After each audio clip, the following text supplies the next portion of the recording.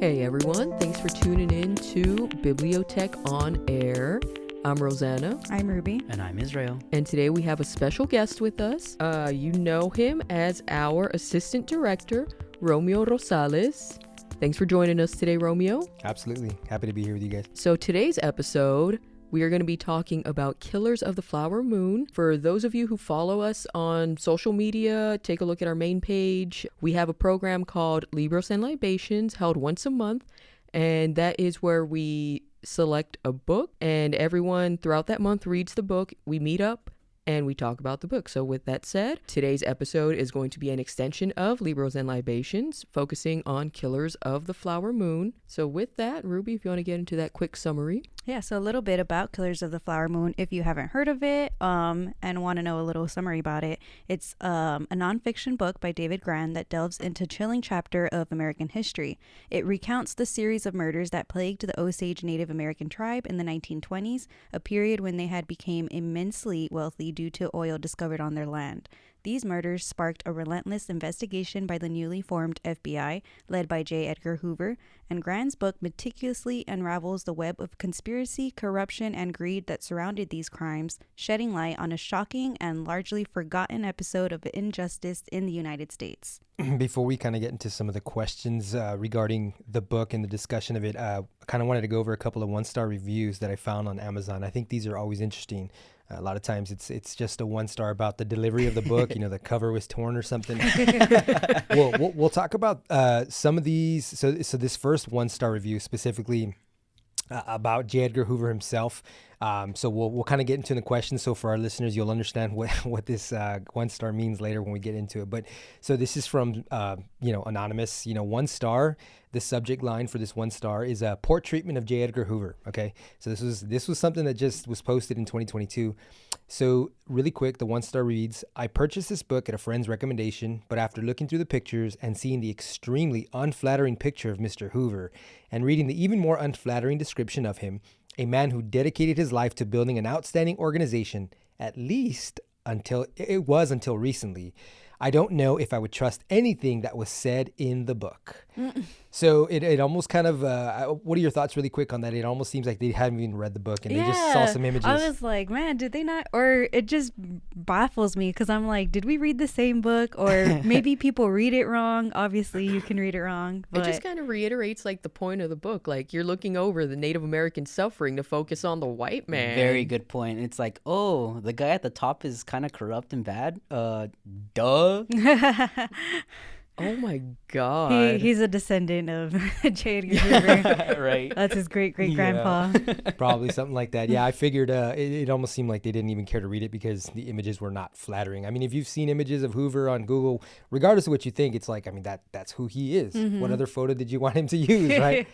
So I thought that one was funny, but this other one, so kind of for those of you listening who haven't read the book or don't really know much about, what the book is about, it was a massacre of the Osage Native Americans, right, at a time, almost 100 years ago. So this review is kind of more from the approach of somebody who's not happy about the historical context, right? Mm-hmm. So this is another 1-star review from 2019. So the subject line says, addressed the subject from a modern progressive point of view, okay?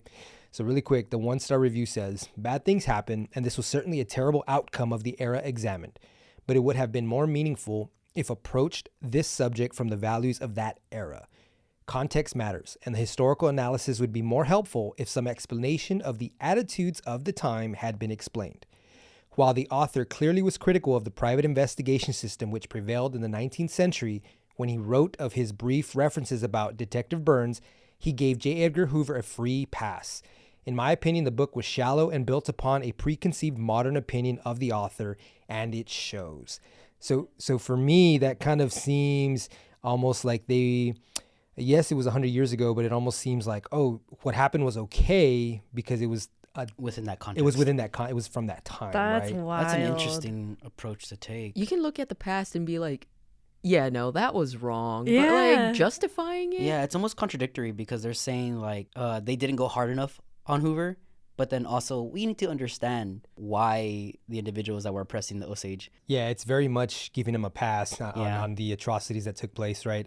It's just like being like, oh, well, it's okay. Like almost like slavery's okay because it happened Exactly. Yeah, so long exactly. ago. It was that Kanye West. Yeah, it happened so long ago. So it's okay because, it was in the 20s, 1920s. That's That's not even crazy. that long ago when you think about it, like a Yeah, century no, not at ago. all. No. When we discussed it in person yesterday, I think somebody brought up the fact that you're talking about a couple generations removed only. Yeah. It's not something that happened 300-400 years ago. So Yeah, and I would argue that it sets up the context well. These were the people that were murdering the Osage people like hell.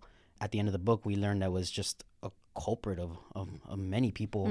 It's like that's the context. Yeah. They Yeah. were racist. They didn't believe they were people, and the murders that they did. Oh, we were not murdering people. We're just murdering animals. yeah, Yeah, it's that come on. line was so what more powerful. context do you need?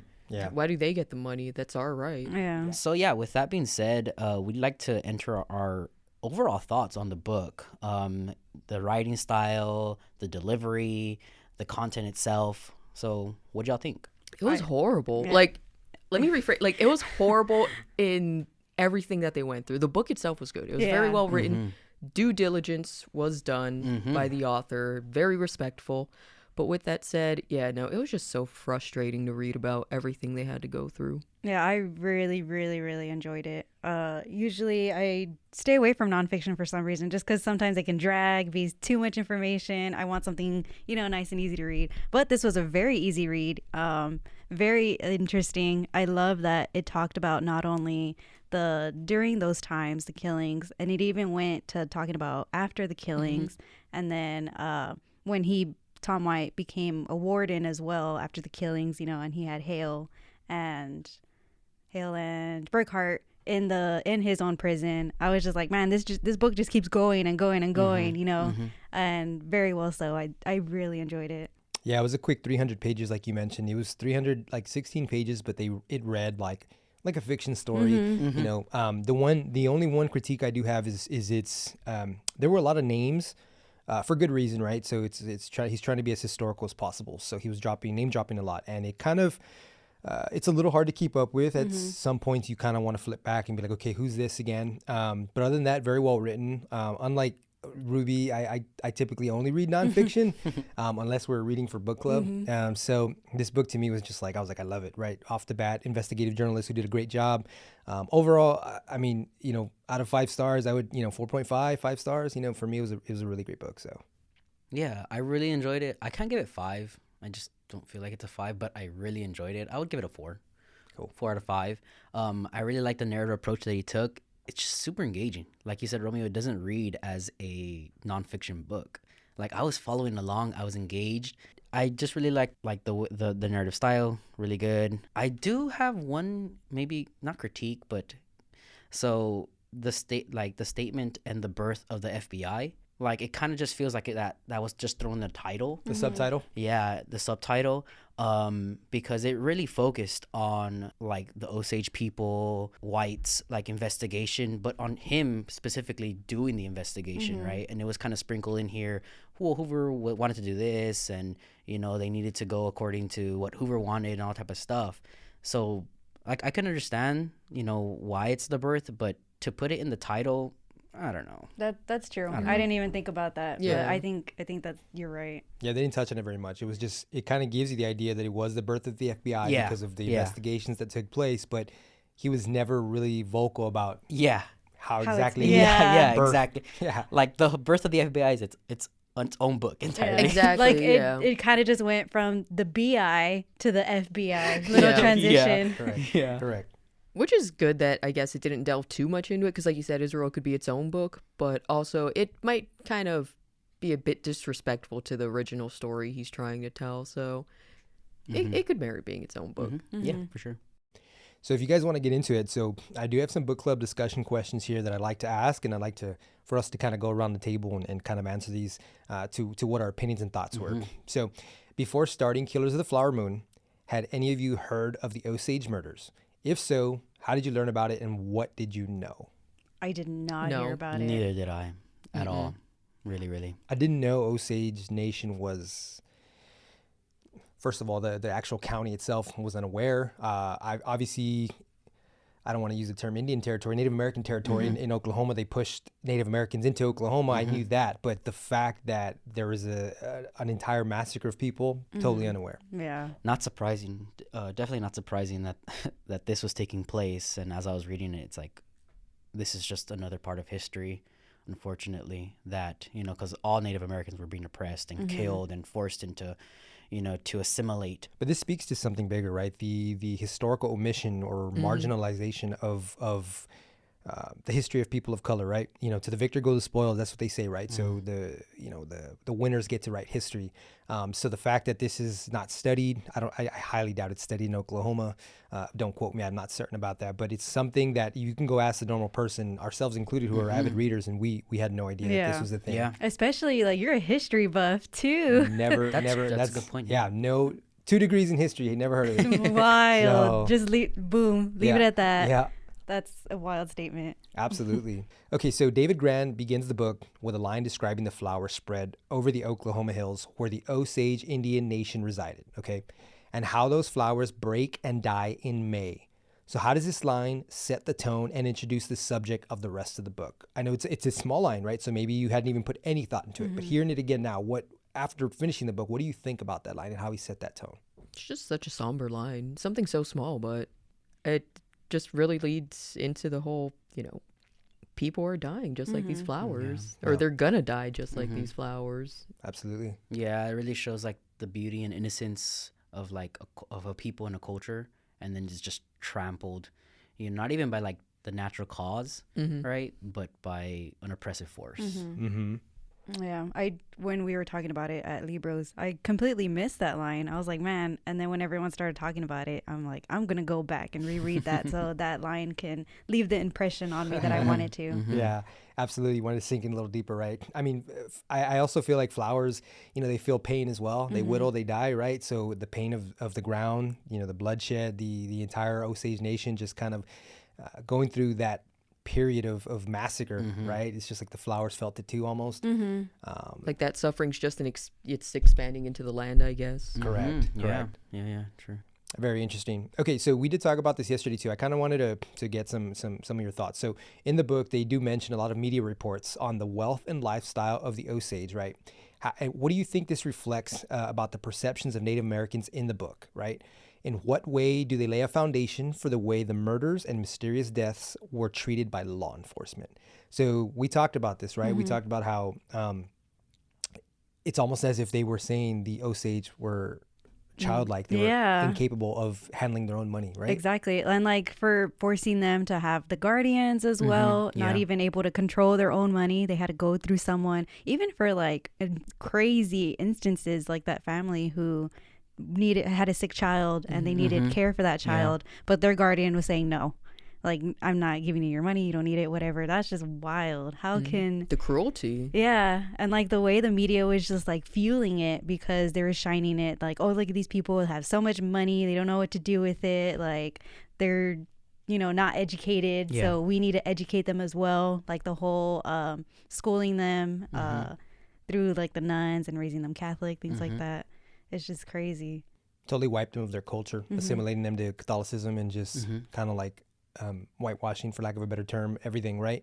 I'm curious, the law enforcement treatment, right, or the lack of investigation, I guess you could say, do you think simply because they were Osage that they didn't get the treatment? Do you think it would have been investigated further had it been somebody else, another group? Oh, absolutely. Yeah, definitely. Absolutely. Yeah, for sure. That other group probably being white people.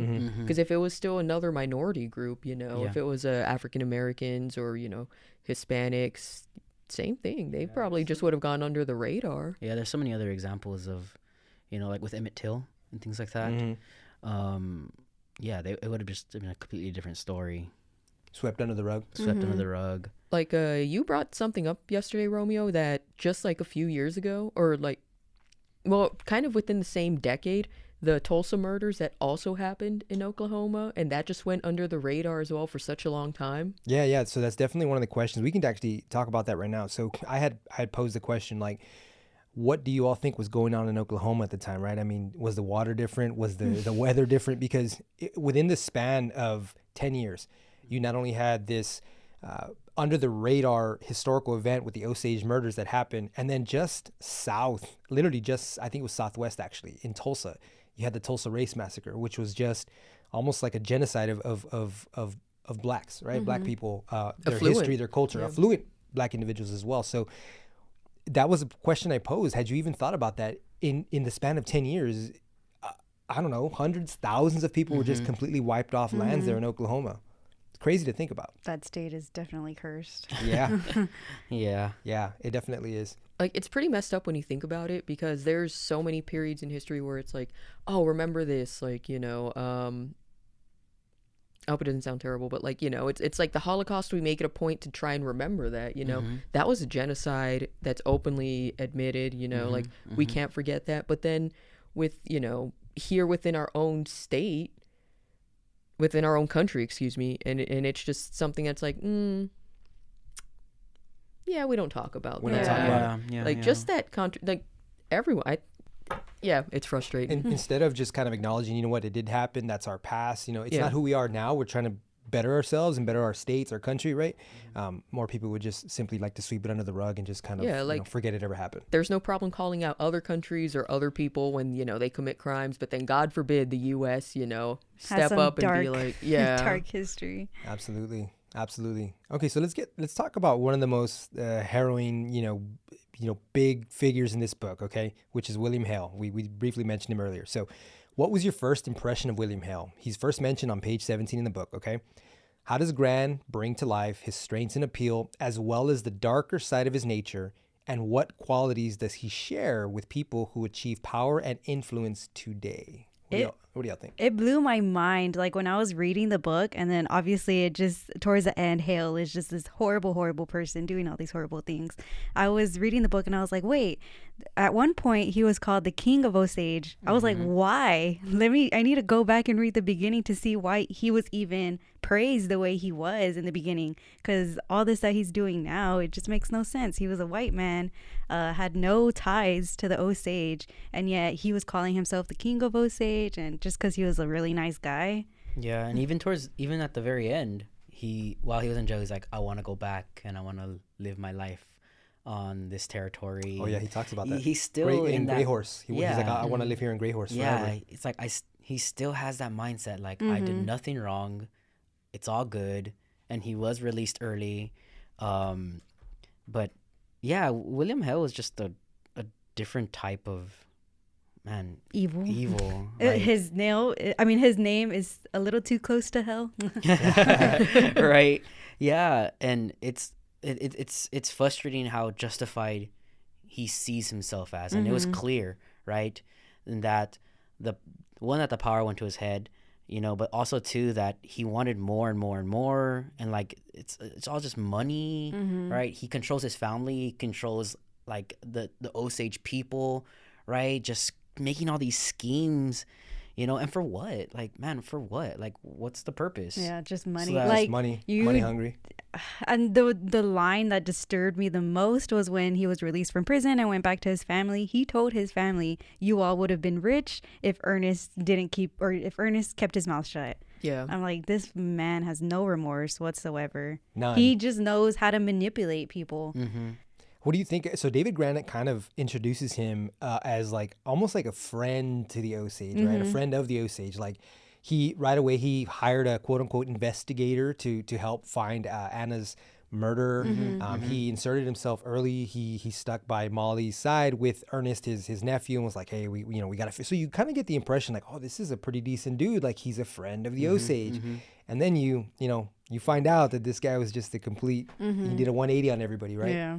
Like, when you think about the Wild West, I guess, you think about caricature villains, like, you know, twirling their mustache, just, you know, devious. But then you read about a real life, you know, villain like this, and it's just the way he was set up. Like, he could be, you know, someone's grandpa down the street, just like, oh, hey, Mr. Hale, how you doing?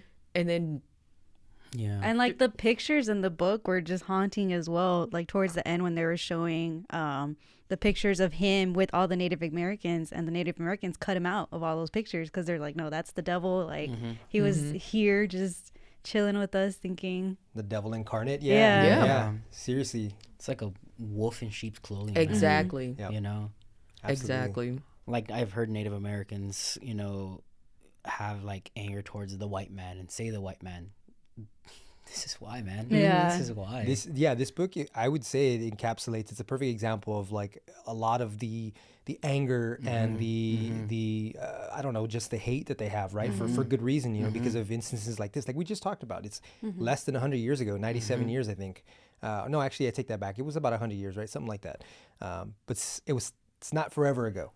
Yeah. So, okay. So this next question is kind of like a few questions in one, but I want to get y'all's opinion on this. So, how did you respond to the description of law enforcement in America during the 1920s? So law enforcement is first introduced on page 19, okay?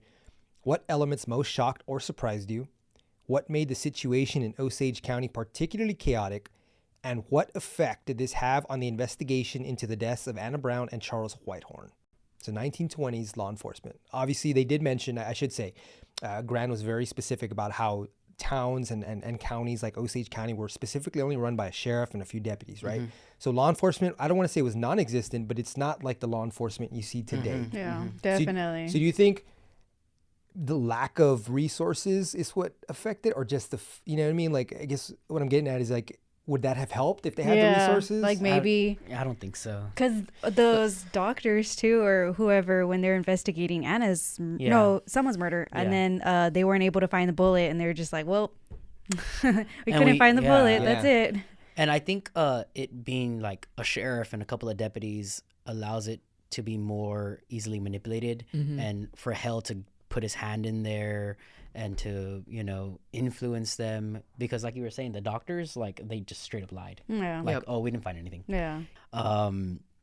So I think if it would have been like a large police system, I think more people would have died, to be honest. More room for corruption. Yeah, more room for corruption, for everybody to be doing what they want to do. Everybody wants a piece of the money. Yeah, I don't think it would have been lack of resources either. Like, because it mentions the Osage were funding a lot of these investigations. Like, they were throwing money to try and get this solved, and that money was obviously going nowhere. Yeah, we talked about this last night too when we met. We talked about how there's a portion in the book. I don't know who it was that was mentioned. The name's escaping me right now, but they said that there was a specific individual in town who would like basically lend money. Yeah. Right, but then the way he would charge the interest for the Native Americans was like Yes. crazy. Yeah. Yeah. Right. So he would say like, "Hey, here's $100, but now you got to pay me back like 10,000 or Yeah. something." Yeah. Because yeah, they yeah. had simply because they had the funds to do it. Right. So super crazy. And we will be back after these messages. Do you enjoy these Libros and Libations talks, or do you wish you could go back and read some of the books that we've talked about? Well, then make sure you head on over to Cloud Library on BiblioTech.org or through your app and check out the new Libros and Libations book club shelf. It'll show all the books from the past as well as upcoming books such as Loose at Midnight, The Midnight Library, The Haunting of Alejandra, and more. Again, all available at Cloud Library with your library card. And now we're back. Okay.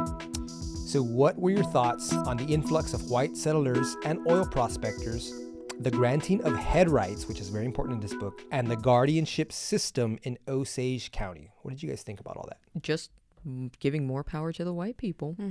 For everything, head rights, the fact that they controlled money that wasn't theirs. Yeah, because, I mean, you marry someone with head rights, that's going to favor, you know, automatically. Well, you're going to become the guardian, so who's going to be that guardian? Most likely a white person. Which it was Yeah. in all these cases, right? And you notice that the the guardians were typically, obviously they were only males, right? Women were allowed to be guardians. And then they were affluent. They had influence in Osage County. And who's to say that this money wasn't their own? You know, they sold it as their own. They were already wealthy. And it was like, hey, just give me a little more. So Like at the end when they talk about when Grann's going through like the documents and stuff, and it has the list of like the guardians and then just all of the people that they had, you know, Oh yeah. like the yeah, guardianship, yeah. and it was just like dead. Yeah. Dead. Like Yeah. they would have guardianship of like maybe 5 or 6 individuals at a time, and just most of them just dead. Dead. Like that's so sad to think about. Wasn't it Bert, that H.G. Bert, that had like 9 people under him? He was the guardian for 9 Osage, and like 7 of them died under mysterious Yeah. circumstances. Yeah. That's Because even for wild. Molly, like I think towards the end of the book we kind of learn everything that Hell had to do to set up himself to be the inheritor of like all her money. So it's not like they took several steps to ensure that they were the ones receiving the money. And so I can't imagine with this guy 7 people, and it's Yeah. like, And man, he was like multiple not instances, even you know? questioned, and, like no repercussions at all. He kind of Nothing. just got away with everything. Which isn't surprising, right? That nobody questions, like, I mean, it's not surprising that nobody questioned, the deaths of so many people under one individual, Yeah. because it's all a corrupt system, Yep. right? Gali even brought up a good point. Gali at Libros, he mentioned, he was like, I believe Bert is higher than Hale. Like, did. He was thought the he was, mastermind. yeah, He he could have thought been he the was mastermind. up there. So It that was crazy. It makes sense, because if Hale was the mastermind, you would think he'd have multiple fall guys. Mm-hmm. But it wasn't until David Grann was investigating in 2014, 15, 16 that he realized that this Bert guy was probably as culpable, right? Yeah, definitely. Maybe even the complete mastermind, the puppet master. Mm-hmm. Okay, so you talked about this earlier, Israel. So as you all reached the halfway point of the book, who did you believe was responsible for the killings, and why? I had a theory. I kind of thought Ernest, only because I knew Leonardo DiCaprio played him, and I was like, he always plays the bad guy in all the movies. He's got to have some shady stuff going on. Yeah. Which we find out he did later, right? Yeah. But everyone else wanted to believe that he was a good guy and that he didn't have anything to do with it. But I was like, he looked a little shady. For me, I don't think I thought that Brian, his brother, was the like mastermind of it all. But obviously he had a heavy hand in it. And I think he probably did more than just one killing, because they mentioned him killing Anna Brown, and he was never tried. He never went to prison for it. But I really thought that he had a deeper role. Yeah. But they don't really mention that he did, other than Anna's murder. So that's who I thought it was. Going into this book, I already had the thought of any white person in here, Guilty. Guilty. Yeah, that's the thought I had. So like when they introduced Hell, I was like, oh, this Boom. this guy's a wolf in sheep's clothing. Yeah, there's more to this. But like specifically Hell and all that type of stuff, to the extent that he was, like at that halfway, I wasn't kind of thinking like, oh, it's him. It was more so that like, oh, I'm sure all these guys are involved in some way for sure. Yeah. Kind of touching on that, like Hale was definitely the standout subject, but early on in the book, like when they would talk about the doctors or like the oh god, what do you call it, the alcohol maker, the distributor or whatever, I was like, oh, these guys are shady as hell. And I mean with good reason, because they were all complicit, just that the main one ended up being Hale, but they were all guilty. So pretty much anyone that you might have suspected, 90% they're going to be part of that guilty party in the book. Can you imagine per capita how many sociopaths, psychopaths, and sadists were living in Osage County? Like the fact that they killed that many Osage and For they're real. just living amongst themselves, like, oh, we're good. Yeah, that's true. And then it's kind of like going back to that question that we talked about earlier, like what motivations did Hell have?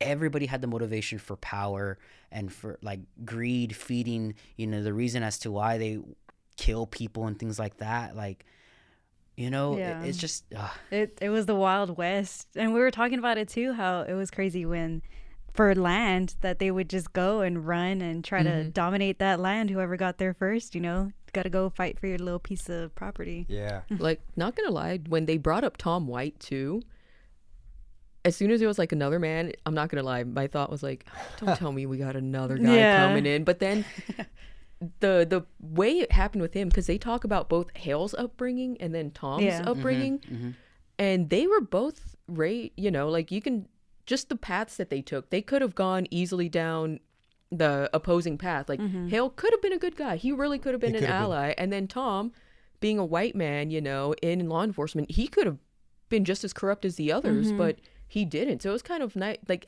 in a way their paths paralleled in a way, but they both definitely had suspicion for a bit for me. reading the book too, and that you're bringing up White and like how he's portrayed. Yeah, let's talk about him a little bit. I kind of wonder, did Grann just kind of like, this guy can't be perfect, I'm sorry, But this guy cannot be a good law enforcement guy. You know, he did everything right. You know, he was overshadowed by Hoover, and the investigation that he did was perfect. And So you thought it was a little more romanticized, like I think it was romanticized. I do. I wouldn't doubt that it was romanticized because as a human being, you know, we're not perfect. I think the same thing. Like, because when I was reading the book, obviously I was like, man, this Tom White guy, he's just such a good guy. His upbringing was so amazing. You know, he has no bias towards anybody.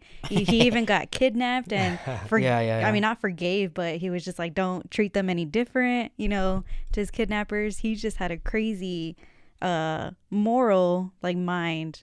But now that you mention, you know, I don't worship like anybody. Nobody's perfect. Everyone has their everybody has flaws. everyone has their secrets, their past, so And that's an interesting take on him. Yeah, and I'm sure that he's not maybe a horrible person.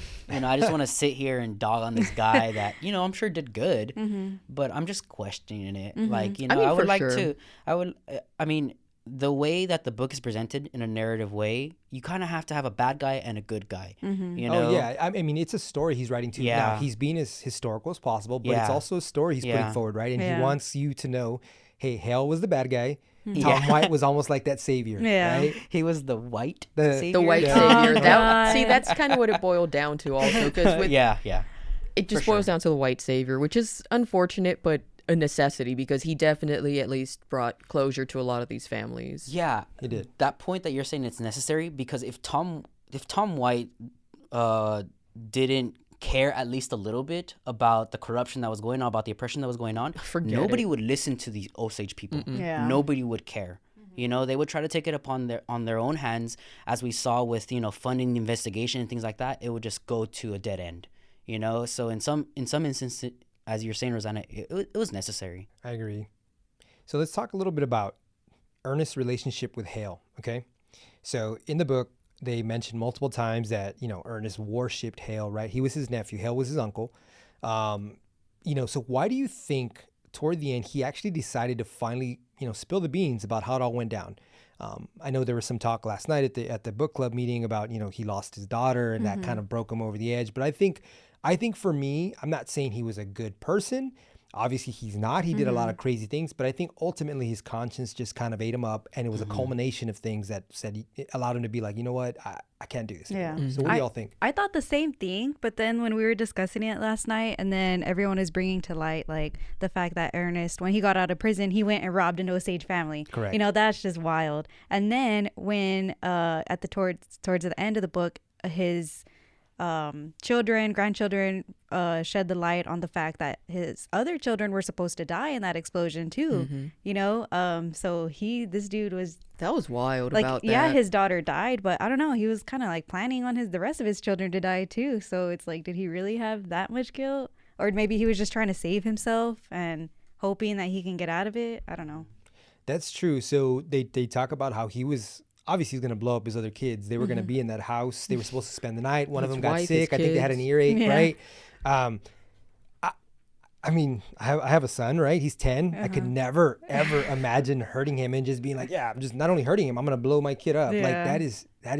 that's crazy. Well, you know that saying that like not everyone is fit to be a parent. Yeah. I do think that the only reason he kind of flipped was because he didn't want to go to jail. He didn't want to die.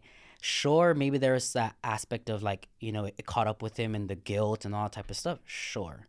But, you know, to leave and then to rob the Osage family, it just really shows that like good and evil within a human being is like on a spectrum, and it can just go either way, man. Like if you're put in a situation, you know, where he saw his chance and he's like, oh, I'm going to rob them. Let's go. Yeah. Like he took it, and you know, when you do certain actions, killing people, it just becomes easier. And when you know you can get away with it, it's even easier, even more, you know? But let me ask you a question. Why even have kids? He was Molly's guardian. He was the conservator for her estate and her money. So why even have kids? They weren't going to inherit anything anyway. You have them with Molly. I don't know if it's just obviously just for show, but then you were like going to kill him anyway. Like it's just, you could have just married her and still taken over her money anyway. Like he didn't need to have kids and then kill them. Like it seems kind of stupid to me. It might have been something Hale told him to do, and also just to throw off suspicion, like, hey, we have Yeah. this elaborate Yeah. plot going Yeah. on. True. There Yeah. might have been some point where maybe he actually did care about Molly, and maybe he did see himself, again, just, Or it was just an accident. it could have been an act. It could have gone either way, like, You know? What do you? Well, yeah, I mean, yeah. Yeah. So It that could way, have just been an accident that, so that way he they had can- kids. yeah. You know, it was just- an accident. because like- also it was expected too. Like back then, like pretty much Exactly. every family Exactly. had kids. Yeah. So Like to be the model citizen. You It had to know? definitely be for show because everyone who was reading the book and they were like, "Oh, I didn't want it to be Ernest, you know, who was the bad guy," and it was like they were trying to paint him to Heck be that that good guy. guy in the Man, I beginning. had the exact you know. opposite feeling. I was like, forget this guy. Forget this guy. Forget that guy. Forget that forget guy. the brother, forget him. I was like, man, I was like, all these guys need to go to jail forever. Death penalty, maybe? Let's I don't go. know. Since we, It's not up to me. I don't Yeah. know. Since there's so much like contradictory things on Ernest, I'm just so interested now to see like the way Leonardo DiCaprio is gonna play the character. You know, like mean, that's the the other good guy in the thing. beginning. He's a or- legend. The He other could play it thing- awesome. Yeah, Leonardo DiCaprio is going to portray him really well. But on the topic of the movie, like I just recently saw the trailer, and I thought Leonardo DiCaprio was going to play White.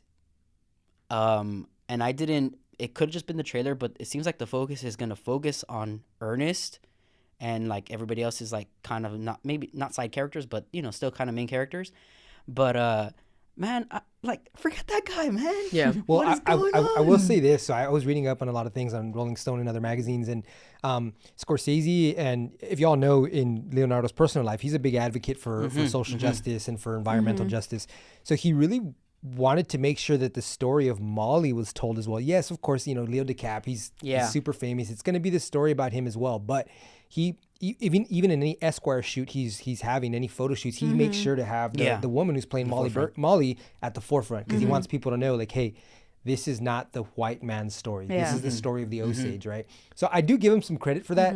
But you're right. I think we'll talk about that later in the movie. We'll talk about it. But yeah, I do agree that he probably would have been a better white. But anyways. Real quick, just wanted to touch Yeah. on, I think it was something that Dulce had mentioned yesterday, where she said that he probably confessed just to see if Molly would bail him out. Oh, Oh, yeah. that's right. That was a good point she made. That is a good point, because what if he's like, you know what, hey, maybe this is the last of my chances to see if she's still on my side, because they did ask her up until the point where they found him guilty. She was like, my husband wouldn't do that. I love him. He loves me. And then obviously that wasn't the case. Super crazy. And this was over what, a span of 4 years? Okay, so that's what we talked about last night as well. So most historians are saying that it took place from 1921 to 1926, so about a 5-year period. But there are also some other historians that have said, you know what, it happened as early as 1918 and as late as 1931, which is a 13-year period. So Which would, in my opinion, make more sense. Yeah. Like I agree. these things just don't happen within a 4 to 5 year Yeah. period. This is a long term type of deal. I just think that because right after Anna was murdered, they kind of started putting together the fact that others had died in strange circumstances, poisoning or whatever, and then her murder was what really sparked it. So I Yeah. think that's why they credit that 5-year period, because 26 is when Hale was sent to prison and everything. So they consider that as the end. But then they talk about how the white woman married into the Osage, an Osage family. She married a Native American man, and she was poisoning him. And he told his own family when they would come to the house, hey, don't eat the food, don't drink the drink, because I'm being poisoned. And then he dropped dead. Yeah. So Yeah. it happened later than when Hale went to prison, right? Yeah, I mean, the book just kept going with all these other cases that were opening up with other people's family. You know, when the author was doing his research and then talking to the Osage people and finding out, just like I said, the book just kept going and going and going. I was like, oh my gosh. Like, it makes sense that it started with Anna, because obviously she's the first of Molly's sisters. But also, when I was reading and they were talking about like Anna, I'm like, she's such a likable character. Oh I my know. god. Like, I really and she's not a character, she's a real person. Like, let me put that out there. But she was In the very book, though. likable, like her description. So the fact that she was just the first to die, that in this story, they really just like hit you right there with it. But with that said, it definitely spanned so much, you know, so much more. Absolutely. So, okay, I have 2 more questions for y'all, and then I want to do something fun at the end. Okay. So Hale and Burkhart, obviously, as we know, they did not serve full life sentences. Hale was released after like 20-something years because he supposed he was getting old, whatever. And I think Burkhart only served about 10 years, right? So they were both released quite early, considering everything they had done. So why do you think that was? I think the answer is pretty clear.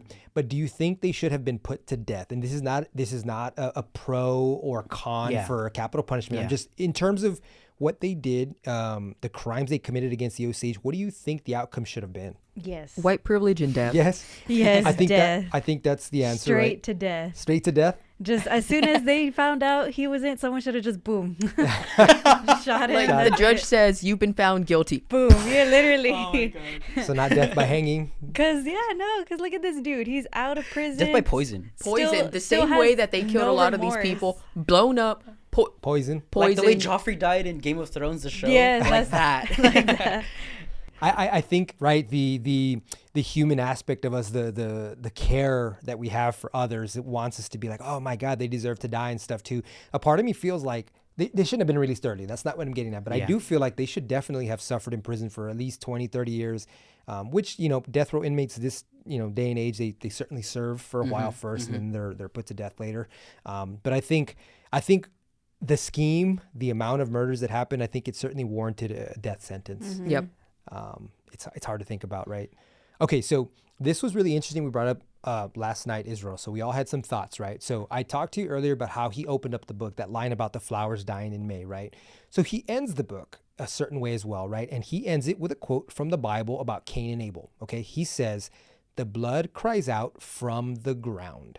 So why do you think he chose to close the book this way? I'm not sure. I'm not really sure. I think it delivers that it was a massacre. But I don't know. What do y'all think? What did y'all say? It's interesting because it specifically mentions Cain and Abel, and the story of Cain and Abel is Cain kills his own brother. Correct. So it kind of touches on, man killing man, like just Or Ernest killing his own family. yeah, Right? like just the because Cain, he killed Abel so he could have like his stuff, right? Yeah. Yep. Essentially. He was jealous of him And that's things what like happens over here, like white man being jealous of these Native Americans, So instead of that. Yeah, I don't necessarily, because Cain and Abel were brothers, right? Ernest and all these individuals that married these Native American individuals to get their wealth, just because you're married doesn't mean you're family. Yeah. That's true. They got married under false pretenses. That, in my eyes, is not a valid marriage. Yeah. So I don't know what the point of saying, using Cain and Abel, this line from the Bible. I think it's a metaphor. So he says the blood cries out from the ground, right? That's from the Bible. So oil spews from the ground, right? So it's a metaphor for blood that spilled all over the land. We talked about the flowers in the land. So the blood, in other words, blood was shed over this black gold, right? Over oil. So I think that's why I'm not so certain if he meant it in terms of Cain and Abel itself, but more about the oil is the blood, right? So that's kind of what I took from that. And I thought it was really interesting because it's a really good way for him to kind of end that book on that note, right? Just kind of like, it was all over this, right? Yeah. because also the blood cries out from the ground, like that's still, it's present tense, so it's not past tense or anything. It's still showing also like that generational trauma is very present. Yeah, like that it it's still exists. affecting to this day. We're not getting over this anytime soon. Absolutely.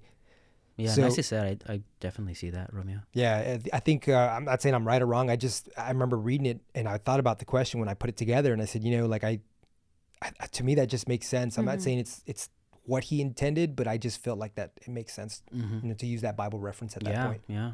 So Well, we'll ask him when we interview him. David Grann, if you're listening. Really quick, so that kind of wraps up the questions I had, but I kind of want to do something a little fun. So I wanted to kind of go through the IMDb of the movie. So for those of you who don't know, the movie is dropping on October 20th. As a group, I know a lot of us are going to go and see it. So anybody who wants to see it, I highly recommend it. The trailer looks great. But I want to kind of go over some of the characters and who will be playing them. And I want you guys to tell me if you think that kind of that matches up or if they should have played somebody else. So like we mentioned earlier, we thought that DiCaprio might have made a better Tom White, but he's actually playing Ernest Burkhart. Do you think that makes sense? The casting on that? No, No? not at all. At all? Leonardo DiCaprio is too handsome for that.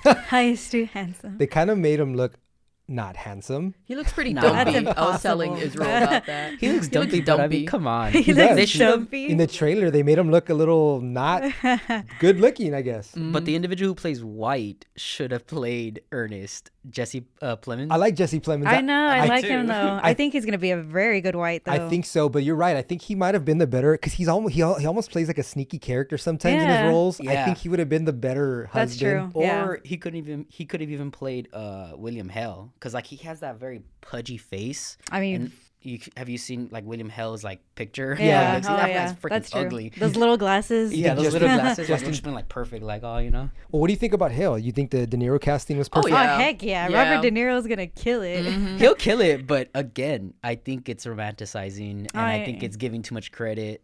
I mean, to the person of Hell, like get an ugly guy, man. But you're right. Well, but if you De Niro's good looking. if you've Too seen good good, looking. if you've seen Goodfellas and how he was that snake, he was a snake in the grass. Like in that. he definitely has the acting chops to pull For off. sure, Hale, for sure. absolutely. For And sure. going back to the whole Leo thing, like Yeah. I think Leo is going to be the perfect Ernest because Yeah. also that's going to be what draws people to the movie. That's a big name right there. Yeah. So when you have him in the in the foreground of this movie, like Yeah, and then I mean, like Absolutely. Molly, completely went away from all her family to marry a white guy. You Mm-hmm. know what I mean? Like she went against the norm, so it's like Mm. they're gonna have. I'm sure they're gonna have like a love story between them to make it make more sense on the fact that why she chose a white guy. You know what I mean? That's true. Yeah, That's true. that's a good point. I like that. So Lily Gladstone will be playing Molly Burkhart. I'm not gonna sit here and act like I really don't know who Lily Gladstone is. I was pulling up her IMDb, and obviously she's Native American, which is good. which is great. I'm glad because sometimes casting can be very Whitewashing. well, yeah, exactly. So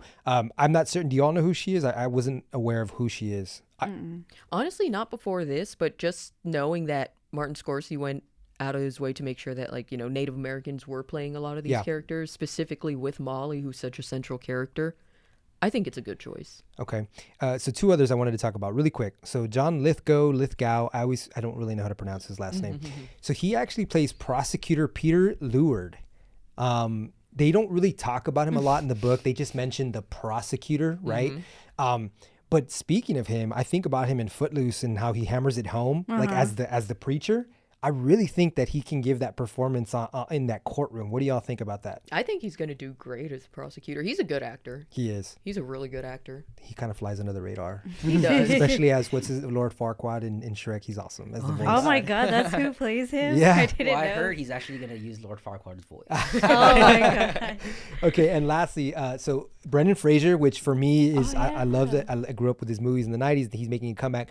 So I am actually confused. He is playing W.S. Hamilton. I don't remember I'm trying to remember. I who don't that is. remember who that Do is. you remember? Let me pull that up really quick. Like I'm looking it up, and You can't find it? like I know it's just the first thing the Oklahoman. Okay, so it says, who does Brendan Orbert. Fraser play in Killers of the Flower Moon? He will portray W.S. Hamilton, a fictionalized version Wow. of one of the real-life lawyers employed by William Hale. So he's going to play the attorney for Hale. Why would you fictionalize it, though? That's weird. I don't know if it was one of those, like, the family had issue. You know what I mean? Like, you can't... Heck the family. I know, no, I'm with you, but what if it was kind of like, more of a... I don't wanna get Creative. sued. Yeah. A creative decision. Something like that. But that's who he's playing. That's interesting. That's weird. Yeah, they could have used him for definitely a different role, I think. I agree. I think it should have been... he could have been somebody else. Yeah.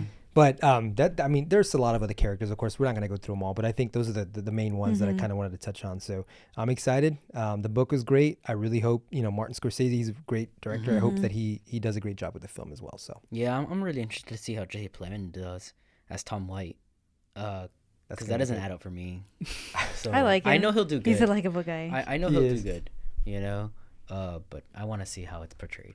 Also, I want to see like the scene, like just the towns and the scenery just brought to Yeah, life, yeah. especially from that time period. That's going to be really interesting to see as well. 3.5 hour film. Oppenheimer was a little over 3 hours. It was a quick 3 hours for me because I enjoyed it. So I hope that this one is 3. just as good. So, It should be. I mean, the story, Right. there's so much to talk about, so it's understandable Yeah. on why it's 3.5 hours. but are we all going to sit there and be like, no way, that's not how it was told in the book? Most likely. Probably, right? What I'm curious about is if they're going to have, like, kind of like how the book kind of threw us for a loop where they talk about the investigation process at the end in that third part. I wonder if we're going to get that or if we're just getting this part of the story. Like if it's going to cut to like, That's true. kind of like an epilogue where it shows the author doing the investigating, talking to these people in real time. Yeah. Oh, yeah. So- That's interesting. Yeah. I wonder if there's going to be some cameos from actual descendants of. I would hope so. I think there probably is going to be, right? Mm-hmm. Thank you for joining us on this special episode. I just wanted to let everybody know that our next book club read for Libros and Libation will be The Haunting of Alejandra. So briefly, this is written by V. Castro, who's actually a San Antonio native, I believe. I know you guys will be interviewing her at the end of this month as well in October. But, briefly, this book is about a woman who is haunted by the Mexican folk demon La Llorona. So I'm excited about it. We will meet in person on November 6th, Monday, November 6th at 6 p.m. at Burleson Yard Beer Garden. And then the following day, we will record our podcast version of it. So once again, just to reiterate, if you are unable to make it to the IRL Libros and Libations, make sure you stay tuned because we will be making this a continuous series once a month. So make sure you follow our page on Instagram. And if you have any questions about any of the subject material, thoughts about what you've read or what we've talked about, be sure to send those over at bibliotechonair@gmail.com. Thanks again for listening. I'm Rosanna. I'm Ruby. I'm Israel. And I'm Romeo. We'll catch y'all on the next episode.